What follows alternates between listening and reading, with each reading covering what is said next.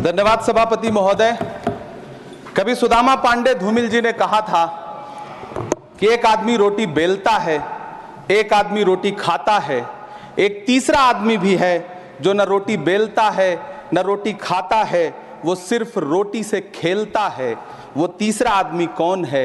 मेरे देश की संसद मौन है। सभापति महोदय, वो भी क्या दिन थे जब संसद में देश का बजट पेश होता था तो देश की सड़कें ठहर जाया करती थीं। रेल बजट पेश होता था तो लोगों की उम्मीदें रेल के डिब्बों की तरह पटरियों पर दौड़ने लगती थीं।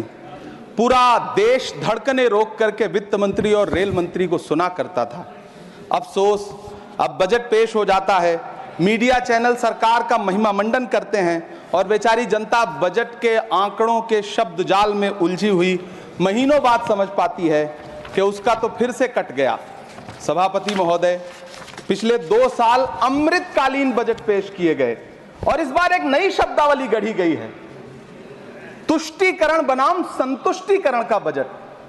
सभापति महोदय, सुनने में कितना अलंकारिक लगता है ये शब्द। सोच रहा हूं देश की वित्त मंत्री और प्रधानमंत्री जी से पूछूं कि आखिर किसकी संतुष्टि? जिस बजट में मनरेगा के लिए 1 रुपए की बढ़ोतरी ना हो, वही पुराना 86,000 करोड़, जबकि पहले ही 9,754 करोड़ का घाटा हो, जिस मनरेगा से करोड़ों मजदूरों के घर में चूल्हा जलता हो, उस मनरेगा में काम करने वाले गरीब मजदूरों के लिए अगर आपके खजाने से 1 रुपया भी इजाफी नहीं निकल सका तो भला कौन संतुष्ट हुआ साहब? इस देश का गरीब मजदूर या आपके उद्योगपति दोस्त?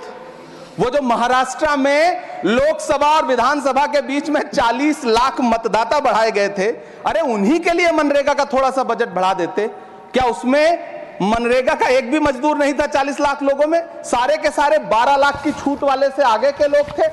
सभापति महोदय, कल जब वित्त मंत्री जी देश की संसद में भाषण दे रही थी तो वहां मुंबई में कोई गरीब इंसान जब अपनी जेब टटोल करके अपनी मोटरसाइकिल में 1 लीटर पेट्रोल भरवा रहा था तो उस पेट्रोल की कीमत थी 103 रुपया प्रति लीटर।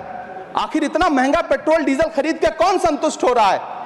इस देश के गरीब लोग या फिर सरकार के चहेते धन्ना सेठ? सभापति महोदय, वित्त मंत्री जी इस बजट को मध्यम वर्ग को संतुष्ट करने वाला बजट बता रही हैं। अरे मैडम, हम आप यहां पर बैठे रहते हैं और वहां बाहर इसी दिल्ली में 1 लीटर दूध, चाहे वो अमूल का हो या फिर मदर डेयरी का हो, उसकी कीमत 73 रुपए लीटर है। इतना महंगा बेच करके कौन संतुष्ट हो रहा है? गरीब जनता या आपके धन्ना सेठ दोस्त? सभापति महोदय, इस सरकार का बाजार और महंगाई पर कोई नियंत्रण नहीं रह गया है। चाहे देश में लहसुन 400 रुपए किलो बिक जाए, टमाटर 100 रुपए किलो बिक जाए, प्याज का दाम सुनकर आंखों में आंसू आ जाए, लेकिन वित्त मंत्री महोदया बजट में महंगाई का मां भी नहीं बोलती हैं।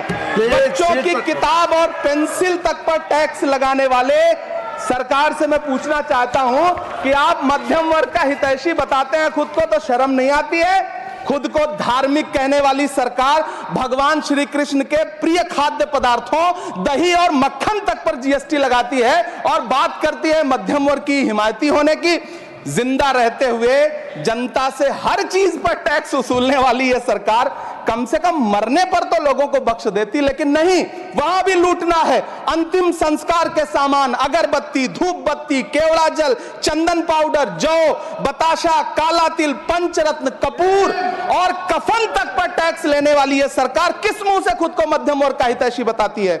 कौन सी संतुष्टि? किसकी संतुष्टि?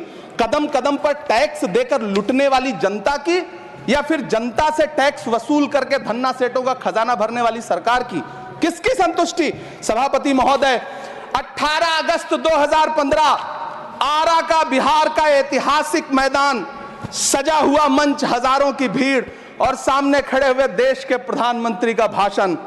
बिहार के भाइयों बहनों, आज मैं बिहार के लिए पैकेज की घोषणा कर रहा हूं। 50,000 करोड़ कर दूं कि ज्यादा कर दूं? अखिलेश भाई, 60,000 करोड़ कर दूं कि ज्यादा कर दूं? 70,000 करोड़ कर दूं कि ज्यादा कर दूं? 80,000 करोड़ कर दूं कि ज्यादा कर दूं? चलो, मैं बिहार को 1.25 लाख करोड़ का पैकेज दे रहा हूं। 10 साल हो गए सभापति महोदय, वही ढाक के 3 पात। बिहार आज भी विकास की बाट जोह रहा है। भाषण आज भी प्रधानमंत्री जी के यूट्यूब चैनल पर सुना जा सकता है। जो झूठ बोल के करता है मुतमईन सबको, वो झूठ बोल के खुद मुतमईन नहीं होता। सभापति महोदय, ये तो राहुल जी का असर है। कौन सा शब्द सर, कौन सा शब्द? झूठ। ठीक है सर, मिथ्या बोल करके, जो मिथ्या बोल के करता है मुतमईन सबको, वो मिथ्या बोल के खुद मुतमईन नहीं होता। ये राहुल जी का असर है। जो मखाना बोर्ड की घोषणा हुई, अखिलेश जी आपको याद होगा, भारत जोड़ो न्याय यात्रा में 30 जनवरी 2024 को बिहार के रंगभूमि मैदान में राहुल गांधी जी का पूर्णिया में भाषण था और उसमें मखाना को लेकर उन्होंने आवाज उठाई थी। यह उनका असर है कि आपको मखाना बोर्ड बनाना पड़ा, वरना तो आप मैखाना बोर्ड बनाने वाले लोग हैं। सभापति महोदय, बिहार को झूठे पैकेज और चुनावी दिलासे देना बंद करिए। आज भी जब कोसी में बाढ़ आती है तो पूरा सीमांचल बर्बाद हो जाता है। मैंने उस तबाही को अपनी आंखों से देखा है। 2016-17 की बाढ़ में अपने इन्हीं हाथों से राहत सामग्री बांटी है मैंने। अगर सच में बिहार के लिए कुछ करना चाहते हैं तो बिहार को बाढ़ से बचाने का प्रबंध करिए। पूर्णिया एयरपोर्ट 10 साल से बाट जो रहा है, घोषणा 2014 में हुई, बन के आज तक तैयार नहीं हुआ। अलीगढ़ मुस्लिम विश्वविद्यालय का किशनगंज सेंटर बजट के अभाव में दम तोड़ता जा रहा है। मैंने पिछले बजट सत्र में भी आवाज उठाई थी। आज फिर वित्त मंत्री जी से अनुरोध करना चाहता हूं, दामन फैला करके, कि अलीगढ़ मुस्लिम विश्वविद्यालय का किशनगंज सेंटर बन जाने दीजिए। आखिर कौन सी नफरत है? यह मुल्क हमारा भी है। इस मुल्क की मिट्टी में हमारा भी खून पसीना शामिल है। हमसे इतनी भी क्या नफरत? रिश्तों की ये नाजुक डोरें तोड़ी थोड़ी जाती हैं।